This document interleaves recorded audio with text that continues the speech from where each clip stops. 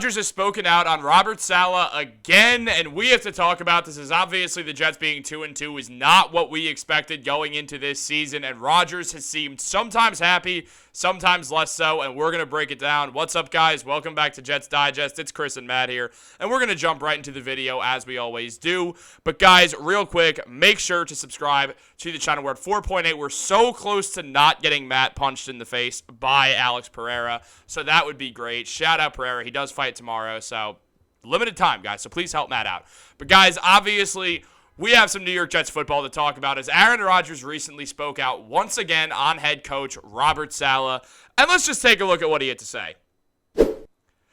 Aaron Rodgers said about Saleh, "We are really good friends. We enjoy each other. We spend time almost every day together. I'm in his office talking about things, talking about the energy of the team, the focus of the team, what we need to get done, how I could help him, and how we can help each other out. So we've got a great relationship," was essentially the notion of all that. Matt, obviously encouraging comments from Robert Saleh, from Aaron Rodgers on Robert Saleh, someone who Rodgers did not seem as pleased with a week or two ago.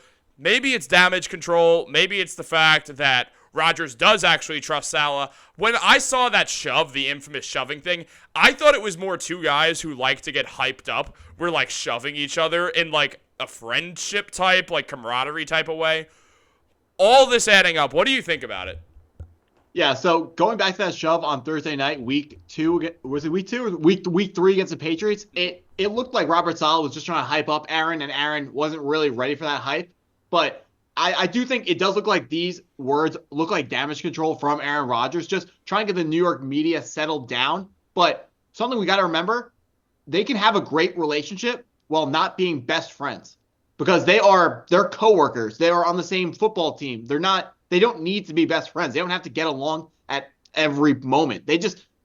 Coach Saleh needs to coach Aaron Rodgers well, and Aaron Rodgers needs to play football well. They don't need to be best friends here. So we don't need them smiling, playing patty cake on the sidelines. As long as Aaron Rodgers scores touchdowns, that's all the team needs.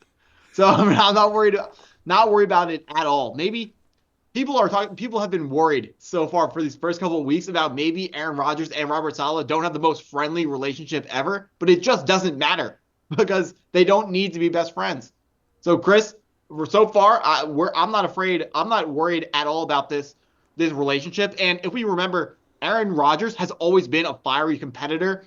In previous years, he has had run-ins with his coaches. He had a problem in Green Bay where he liked to change the play that was called, and then Coach Matt LaFleur was not happy with that because Matt LaFleur was an offensive head coach who wanted to call the plays, and wanted the plays that he had been called, that the plays that he called himself, he wanted those plays ran. And Aaron Rodgers would go up to the line, throw a couple hand signals up, and then change the play. And then the coach would be frustrated. But at the end of the day, Aaron Rodgers, he won 2 MVPs in seasons like that where the coaches, maybe him and the coach didn't get along very well, but at the end of the day, it didn't matter because they had somewhat, maybe they weren't Super Bowl winning, but they were still somewhat successful seasons. And there were seasons that we would love to see the Jets be able to recreate. Aaron Rodgers, yeah, he's been to the playoffs multiple times, even if he hasn't had a perfect relationship with the head coach. So in terms of these comments, Chris, I'm not extremely worried. Not at all. Yeah, I mean, like, even so, Robert Saleh is a guy who just likes to get hype on the sidelines. Like, we've known that about him since day one. The man gets really excited about his job. He loves his job. And him and Rodgers don't have to be best friends. We've seen the whole thing with Brady and Belichick and how they were not exactly always getting along. But when it works, it works. It's a matter of if Saleh and if Aaron Rodgers work. And, well, Robert Saleh also kind of spoke just on the Jets as a whole, but it definitely involved Rodgers. Now, Saleh said, "You've got to win. It's New York. The expectation is to win. When you win, you're going to the Super Bowl. When you lose, fire everybody. That's the world we live in. That's the world we embrace. We're made for it. We're built for it." Now, I mean, the New York comments are accurate. You see this across every single sport, whether it's baseball and the Yankees, the most successful team in the 4 major American sports, whether it's the New York Mets, who shout out, I'm a Yankee fan, I won't lie, but shout out Pete Alonso for that home run. That was awesome. I don't care what team you like. Root for New York sports first, especially when one of your players is getting trash talked for dropping a foul ball, and then fans are laughing at him. Then you go around and send them home sad. Great job by Pete Alonso. Did just want to add that in from one of the other New York teams. But it's absolutely right. It's New York. It's a different type of media market out there. You have people who are college roommates with their 800 subscribers talking about patty cake and stuff. It's a big deal. But no, in all seriousness, yes, the Rodgers and Salah don't have to be best friends, but Salah's right, especially as someone who's been in New York for a few years now. And yes, the team has looked better, and that's a lot to do with Joe Douglas also. But time's running out for Robert Saleh. If this team does not make the playoffs, there is no way he's back next season. Yeah, so Chris, you pretty much stole everything I was going to say. I was purposely having you save that graphic because I was going to talk about how this is just the New York media for you. And Robert Saleh knows that. Every high is pushed even higher. Every low pushed even lower. Everything is taken to the extreme. That's New York for you. Whether you love it or you hate it, you're there. And we're a part of it. So, yeah, in terms of the hot seat for Coach Robert Saleh, the seat is pretty much as hot as it gets right now because last year he was supposed to win. He didn't win, but he got a mulligan. But now Aaron Rodgers not getting hurt this year. The mulligan's gone, so he's got to produce this year. I recently saw a stat that Robert Saleh has more double-digit losses than wins as a New York Jets head coach, which is unacceptable. He's had really bad teams. His home is the defense, and the defense has been the successful part of the New York Jets program the last couple of years.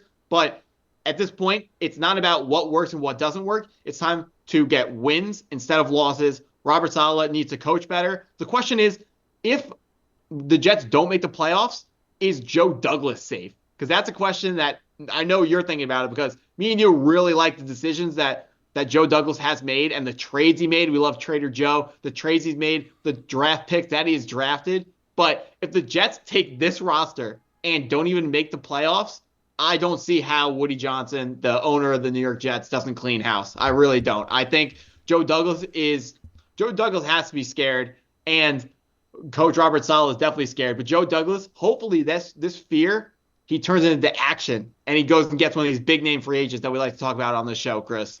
Yeah, I mean, it is a good point. In my mind, it's sometimes hard to remember that Joe Douglas absolutely could get fired. I almost said he could get traded. Before Joe Douglas, there's a thought that, yeah, obviously Douglas could get fired. It doesn't cross my mind because whenever I think of Joe Douglas, I'm like, this is the best Jets general manager in my recent memory by far. The man's great at his job. He's only made good moves. Yes, the Jets haven't made the playoffs. Some of that's on Joe Douglas. Most of it's not. There's been a lot of weird external factors because the Jets have some curse on them. That's just been bad luck after bad luck. Every home game's in the rain. Zach Wilson's existence. The Aaron Rodgers injury. Like, there was so much. And now, yes, Zach Wilson's on Joe Douglas, but, pause. But, yeah. Is it, have you heard the rumors that Woody Johnson pressured Joe Douglas? Pretty much forced Joe Douglas to take Zach Wilson because he is like the cousin of one of his buddies or something. Well, I didn't know that. Yeah. So if that's true, we're going to figure out exactly what that rumor is, and we'll bring it up on a different video. But if that's true, Joe Douglas has no misses except for his first draft pick, which was Mekhi Becton, which that made sense. I mean, it was good in theory. It didn't work, but it was good in theory. My problem was there was, and I'm being really unprofessional now and forgetting his name entirely. The tackle on the Buccaneers was available. He was supposed to be gone. Tristan Wirfs, that's who I wanted. Yes. That's what I wanted. Wirfs was available. He was higher up on the board, on all the big boards. I was pretty upset that it wasn't Wirfs, but I trusted Becton considering the man was a brick redacted house. And they took Becton because he was bigger and his arms were longer. The fear with Tristan Wirfs was he has short arms, so they thought he'd never be able to develop into an elite run blocker, which is obviously something that has happened. But he looked great to me, so yeah, that's who I was hoping for. Yeah, so I mean, at the end of it, Joe Douglas, it's hard to pin a lot of this on him, especially like considering the potential deal with Johnson and Wilson, but I'd imagine that Joe Douglas will get one more year to cook. I think a lot of it will always impact Aaron Rodgers. Also, a huge impact on this is if Joe Douglas trades for Devontae Adams, they're not going to turn around and fire him a few months later. There's just no way because he acquired Devontae Adams and Aaron Rodgers. Well, it depends on what he pays for him. If he pays 3 seconds for Devontae Adams and it doesn't work, he's getting fired. That's fair. No, that's fair. In no world do I see that happening is really what's going on. But guys, let us know if you see that happening or if you think the relationship is good between Aaron Rodgers and Robert Saleh. Now, if you're watching this video right when it came out, head over to Knicks Digest and check us out. We'll be live right now while you're watching this video. So come over. It's going to be a great time. We'll probably end up talking about the Jets a little bit. Have a great day, guys, and go Jets.